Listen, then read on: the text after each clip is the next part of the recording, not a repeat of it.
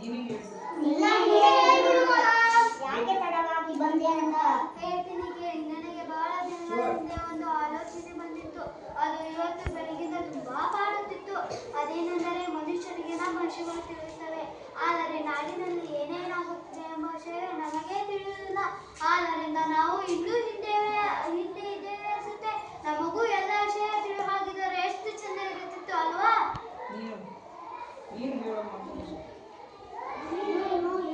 ಮಾತು ನಿಜಾನೇ. ನಾನು ಈಗಲೇ ನಾಡಿಗೆ ಹೋಗಿ ಅಲ್ಲಿ ದಿನನಿತ್ಯ ನಡೆಯುವ ವಿಷಯಗಳನ್ನು ತಿಳಿದು ಬದಲೇ. ಅಯ್ಯೋ, ನಾವು ಹೋಗಿ ತರೋದಲ್ಲ, ನಮ್ಮ ಬಳಿಯ ವಿಷಯ ಬರಬೇಕು. ಹೇಗೆ ಸಾಧ್ಯ? ನಾಳೆ ಹಿಂದೆ ನಾವು ನಾಡಿಗೆ ಪ್ರವಾಸಕ್ಕೆ ಹೋಗಿದ್ದೆವು. ಅಲ್ಲಿ ಆ ಮನುಷ್ಯ ಕೆಲವೇ ಅದೇನೋ ಒಂದು ಪೆಟ್ಟಿಗೆಯನ್ನು ಕಿವಿಗೆ ಹಿಡಿದುಕೊಂಡು ಏನೇನೋ ಕೇಳಿಸಿಕೊಳ್ಳುತ್ತಿದ್ದ. ಪೆಟ್ಟಿಗೆಯೊಳಗಿಂದ ಯಾರೋ ಮಾತನಾಡುತ್ತಿದ್ದರು. ಹೌದಾ?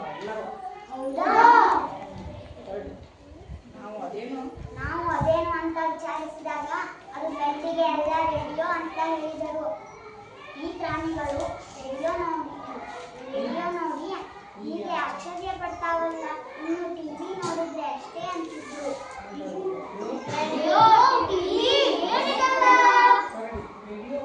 ರೇಡಿಯೋ ಮತ್ತು ಟಿವಿ ಸಮೂಹ ಮಾಧ್ಯಮದ ಸಾಧನೆಗಳು. ರೇಡಿಯೋದಲ್ಲಿ ಎಲ್ಲೋ ದೂರ ಮಾತನಾಡುವ ಧ್ವನಿ ಕೇಳಿಸಿದರೆ ಟಿವಿಯಲ್ಲಿ ಮಾತನಾಡುವವರ ಧ್ವನಿಯ ಜೊತೆಗೆ ಅವರನ್ನು ನೋಡಬಹುದು. ಒಬ್ಬೊಬ್ಬ ನನಗೂ ಅದೇ ಆಶ್ಚರ್ಯ. ಮೊನ್ನೆ ಆಟ ತಪ್ಪಿಸಿಕೊಂಡು ಪಕ್ಕದಲ್ಲಿ ಅಲ್ಲಿ ತುಂಬಾ ಮಕ್ಕಳು ನಾನು ಕೊಲೆಯ ಬಳಿ ಕುಳಿತು ನೋಡ್ತಾ ಇದ್ದೆ. ಮಕ್ಕಳೆಲ್ಲ ಮಾತನಾಡುತ್ತಿದ್ದರು. ಟಿವಿಯಲ್ಲಿ ಒಳ್ಳೊಳ್ಳೆಯ ಕಾರ್ಯಕ್ರಮಗಳು ಬರುತ್ತವೆ ಅಂತ. ಆಟ, ಸಂಗೀತ, ಕಲೆ, ಚಲನಚಿತ್ರ, ಅಧ್ಯಯನಕ್ಕೆ ಮಕ್ಕಳ ಪಾಠವೂ ಬರುತ್ತಂತೆ. ಹೌದಾ? ಅದೇನೋ ಸರಿ, ಆದರೆ ನಾವು ಏನು ಮಾಡೋಣ ಅಂತೀಯ? ನಾವು ಎಲ್ಲರೂ ಮುಗರಾಜನ ನರಸಿಂಹನ ಬಳಿಗೆ ಹೋಗಿ ನಮ್ಮ ಕಾಡಿಗೊಂದು ಟಿವಿಯನ್ನು ತರಲು ಕೇಳಿಕೊಳ್ಳೋಣ. ಆಗ ಕಾಡಿನ ಎಲ್ಲಾ ಪ್ರಾಣಿಗಳು ಟಿವಿಯನ್ನು ನೋಡ್ತಾ ಮನರಂಜನೆಯನ್ನು ಪಡೆಯುತ್ತಾ ಖುಷಿಯಿಂದ ಬದುಕಬಹುದು. ಏನು ಗಜರಾಯ, ಎಲ್ಲರೂ ಒಟ್ಟಾಗಿ ಬಂದಿದ್ದೀರಿ?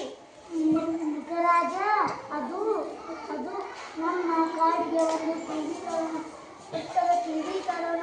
ಅದರಲ್ಲಿ ಆಟ, ಪಾಠ, ಕಾರ್ಯಕ್ರಮ ಎಲ್ಲವೂ ಬರ್ತವೆ. ಮನುಷ್ಯರು ನಮ್ಮ ಬಗ್ಗೆ ತಿಳಿಯುವ ಹಾಗೆ ನಾವು ಮನುಷ್ಯರ ಬಗ್ಗೆ ತಿಳಿಯಬೇಕು. ಆವಾಗ ನಾವು ಸುರಕ್ಷತೆಯಿಂದ ಬದುಕಬಹುದು. ಆಗಲಿ. ಓಹೋ, ನಾಡಿನಿಂದ ಟಿವಿಯನ್ನು ತರಲು ಆನೆ, ಕರಡಿ, ಚಿರತೆ ಜೊತೆಗೆ ನಾನೂ ಬರುತ್ತೇನೆ. ಒಂದೊಳ್ಳೆಯ ದೊಡ್ಡ ಟಿವಿಯನ್ನು ತರೋಣ. ಕಾಡಿನ ಎಲ್ಲಾ ಪ್ರಾಣಿಗಳು ಮನರಂಜನೆಯ ಹಬ್ಬವೋ ಹಬ್ಬ. ಆದರೆ ಒಂದು ಷರತ್ತು, ಎಲ್ಲವೂ ನಮಗೆ ಅವಶ್ಯಕತೆ ಮತ್ತು ಉತ್ತಮವಾದ ಕಾರ್ಯಕ್ರಮಗಳು ಮಾತ್ರ ನೋಡೋಣ.